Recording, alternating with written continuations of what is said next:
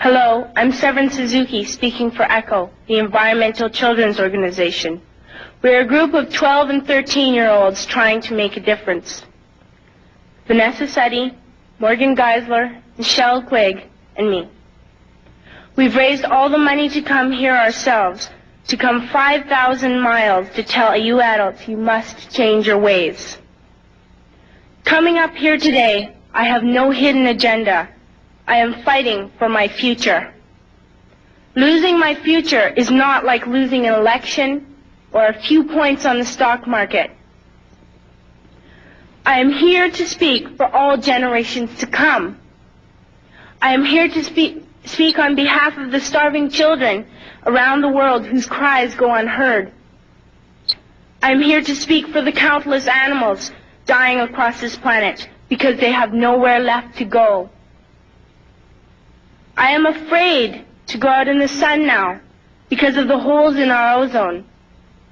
I am afraid to breathe the air because I don't know what chemicals are in it. I used to go fishing in Vancouver, my home, with my dad, until just a few years ago we found the fish full of cancers. And now we hear of animals and plants going extinct every day, vanishing forever. In my life, I have dreamt of seeing the great herds of wild animals, jungles and rainforests full of birds and butterflies. But now I wonder if they will even exist for my children to see.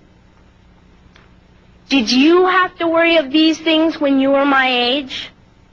All this is happening before our eyes, and yet we act as if we have all the time we want and all the solutions.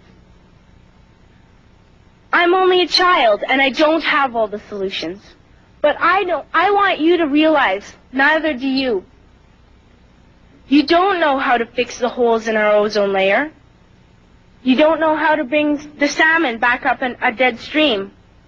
You don't know how to bring back an animal now extinct. And you can't bring back the forest that once grew where there is now a desert. If you don't know how to fix it, please stop breaking it.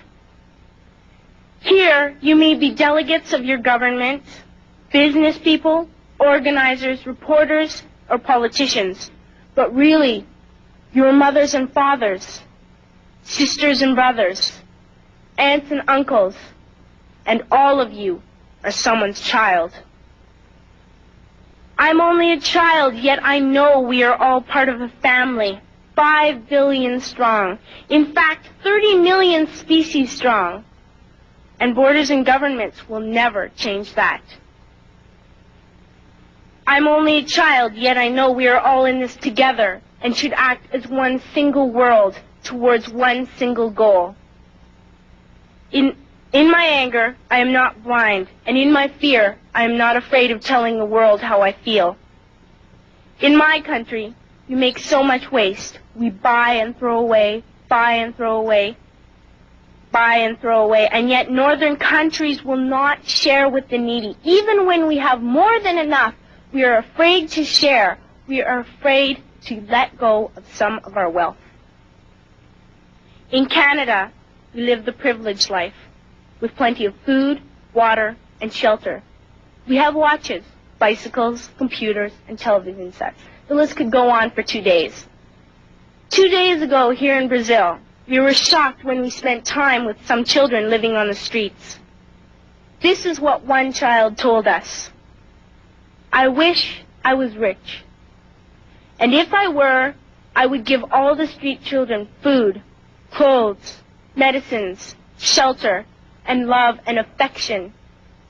If a child on the streets who has nothing is willing to share, why are we who have everything still so greedy? I can't stop thinking that these are children my own age, that it makes a tremendous difference where you are born. That I could be one of those children living in the favelas of Rio. I could be a child starving in Somalia, or a victim of war in the Middle East, or a beggar in India. I am only a child, yet I know if all the money spent on war was spent on finding environmental answers, ending poverty, and finding treaties, what a wonderful place this earth would be. At school, even in kindergarten, you teach us how to behave in the world. You teach us to not to fight with others, to work things out, to respect others, to clean up our mess, not to hurt other creatures, to share, not be greedy. Then why do you go out and do the things you tell us not to do? Do not forget why you are attending these conferences, who you're doing this for. We are your own children. You are deciding what kind of a world we are growing up in. Parents should be able to comfort their children by saying, everything's going to be all right. It's not the end of the world, and we're doing the best we can. But I don't think you can say that to us anymore. Are we even on your list of priorities? My dad always says, you are what you do, not what you say. Well, what you do makes me cry at night. You grown-ups say you love us, but I challenge you, please, make your actions reflect your words. Thank you.